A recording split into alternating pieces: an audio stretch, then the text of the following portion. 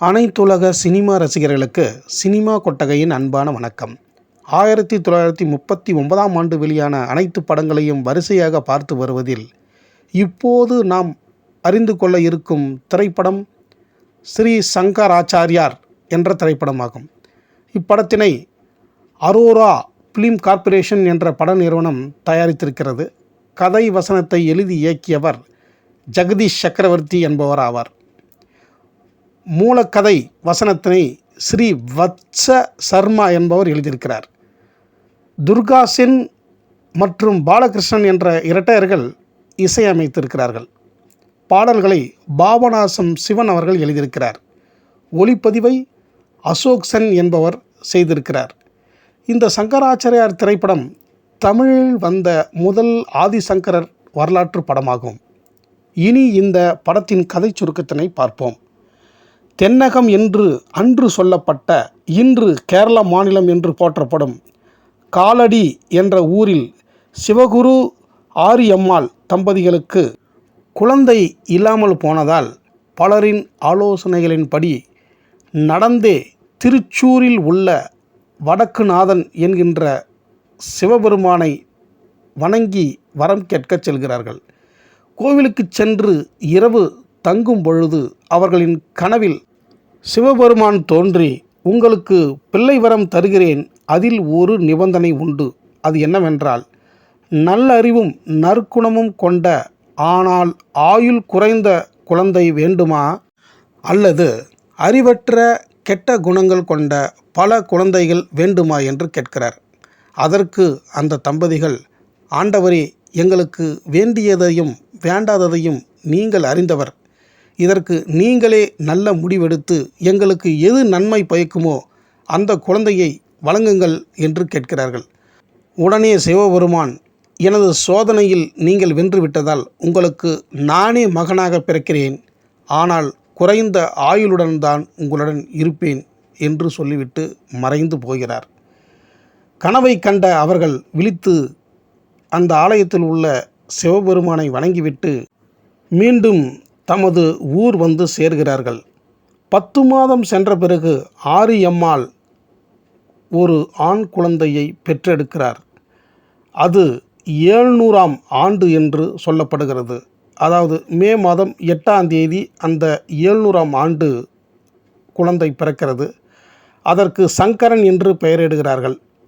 சங்கரன் என்றால் ஆனந்தம் கொடுப்பவன் என்ற பொருளாகும்.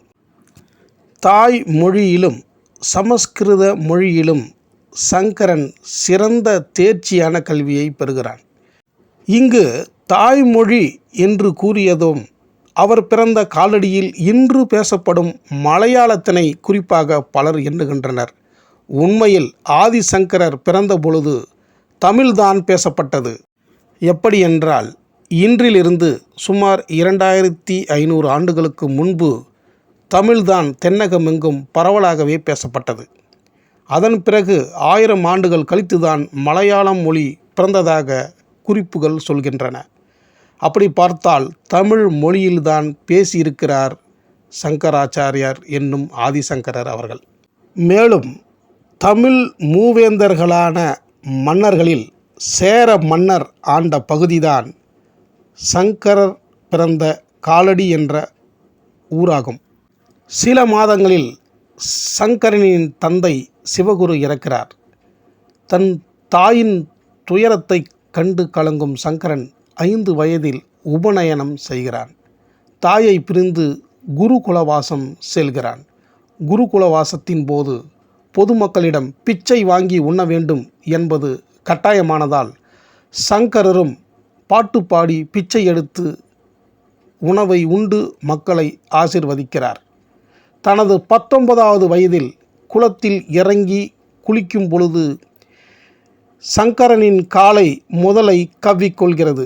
தன் தாயை நோக்கி சங்கரன் கண்ணீரில் சொன்ன வார்த்தைகள் என்னவென்றால், தாயே, நான் பிழைத்தால்தான் உனக்கு இறுதி சடங்கை என்னால் செய்ய முடியும். இதற்கு இறைவன்தான் அருள் புரிய வேண்டும் என்று இறைவனின் புகழை பாடுகிறார். தாய் கதறுகிறாள், தன் மகன் அவ்வளவுதானா என்று. முதலை கடவுளின் பாடலை கேட்டு அவரின் காலை விட்டுவிட்டு செல்கிறது. பிறகு சங்கரன் சந்நியாசம் கொண்டு செல்லும் முன்பு தன் தாயிடம், உனக்கு நிச்சயம் இறுதி சடங்கை செய்ய வருவேன் என்று சொல்லிவிட்டு போகிறார். கன்னியாகுமரி முதல் காஷ்மீர் வரை கடவுள் புகழை பாடி தன்னால் எழுதப்பட்ட அத்வைத வேதாந்தத்தின் உண்மையை பரப்புகிறார். நர்மதை ஆற்றங்கரையில் உள்ள குகையில் வசித்த கோவிந்த பக்வதர் பாதர் என்னும் மகானை தரிசித்து அவரிடம் சீடராகி அவருக்கு பணிவிடை செய்து பிறகு அங்கிருந்து விடைபெற்று காசி சென்று அங்கு பல மகான்களிடம் விவாதம் செய்து வென்று பிறகு துங்கபத்திரை நதிக்கரையில் உள்ள ஸ்ரீ சாரதா அன்னையை வணங்கும் பொழுது தன்னை பெற்ற அன்னை உயிருக்கு போராடுவதை தன் ஞானத்தால் அறிந்த சங்கரர் உடனடியாக காலடி ஊருக்கு சென்று தன் தாய் ஆரியம்மாவை கண்டபோது அன்னை ஆனந்த கண்ணீர் சிந்தினாள். பிறகு மகனின் மடியில் தன் உயிரை விடுகிறாள். பொதுவாக சந்நியாசம் செய்து கொண்டவர்கள் ஈம சடங்குகளை செய்யக்கூடாது என்று தமது சொந்த உறவினரும் ஊர் மக்களும் சங்கரனை எதிர்க்கிறார்கள். அவர்களை எதிர்த்து தாமே சிதை அமைத்து அதில் தன் தாயின் உடலை கிடத்தி அக்னி தேவனை வணங்கி அன்னை சடலத்திற்கு எரியூட்டுகிறார் சங்கரர். பிறகு காஞ்சி முதல் இந்தியா முழுவதும் மடங்களை அமைத்து கடவுள் புகழினை பாடி இமயமலை அடிவாரத்தில் உத்தரகாண்டில் உள்ள கேதார்நாத்தில் ஜீவசமாதியாகிறார் சங்கரனார். தனது தாய்க்கு அவர் கட்டிய கோவில் அவர் பிறந்த ஊரான காலடியில் இன்றும் இருப்பதாக படம் முடிகிறது.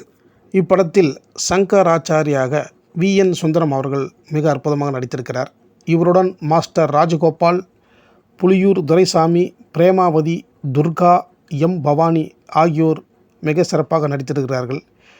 இந்த திரைப்படம் 15,879 அடியில் எடுக்கப்பட்டு 22/11/1939 அன்று வெளியாகி நன்றாகவே ஓடியிருப்பதாக தகவல்கள் இருக்கின்றன.